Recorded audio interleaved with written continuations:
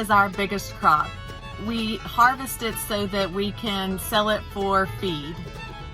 I think the majority of it goes for deer corn. Everybody always asks me, oh, your corn looks so bad, is it dying?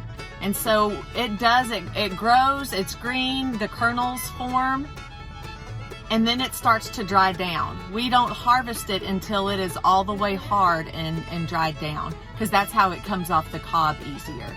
So that's why it looks so brown. It really is dead. That's how we harvest it off.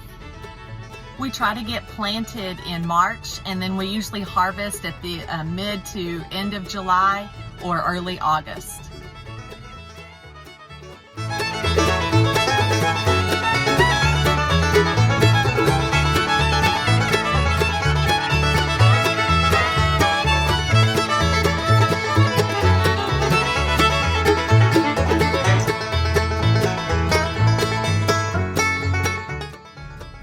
I'm going to make some other videos that kind of go into more detail, but the basics are, once the corn is dried down enough, then the combine goes and it collects all the corn, and whenever its tank gets full, then it dumps into one of the carts or buggies, and it can usually dump 2-3 times depending on how full it is. And then once the cart is full, then it goes to the truck and it dumps into the truck. And while it's doing that, the two carts, they take turns. So the other cart goes and takes care of the combine at that point. So once a truck is full, then the truck driver takes that truck and he hauls it to the grain elevator and he'll dump it there. The cart driver will then, if they still have some corn left in their cart, then they will dump it into the other truck. We have 2 trucks, but we have 3 hopper bottom trailers.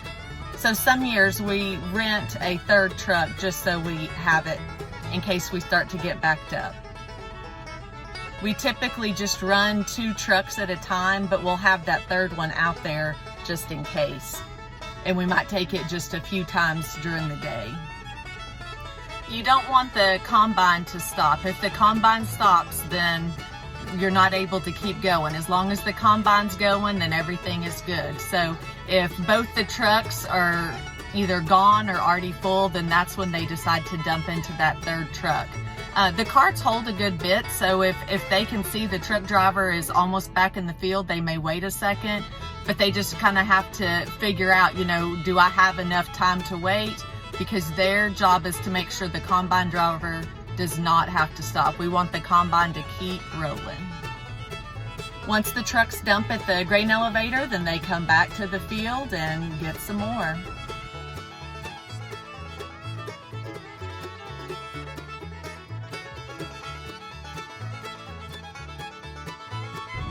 Typically, whatever field that we planted first, that's the one we're going to harvest first. It also depends on variety or maybe how much rain we've had, but usually that's the way it goes.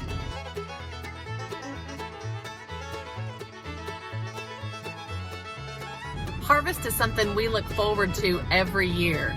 But even with all of the preparations, we still have breakdowns. Sometimes in the field on our equipment, sometimes it's at the grain elevator.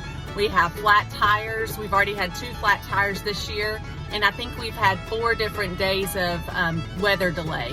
One day it rained overnight, and I think we got about 1.5 inches, and so then we couldn't shell the next 2 days. The good thing about that, or the blessing that I saw, was that it was on a Friday night, so then we were home on Saturday and Sunday. They still did some work. They still had to do some things, but if it had been like on a Tuesday, he would have worked all day long Wednesday and Thursday. But because it was the weekend, he just did a little bit or a few hours, and then he was able to be home and rest a little bit. So that was a blessing.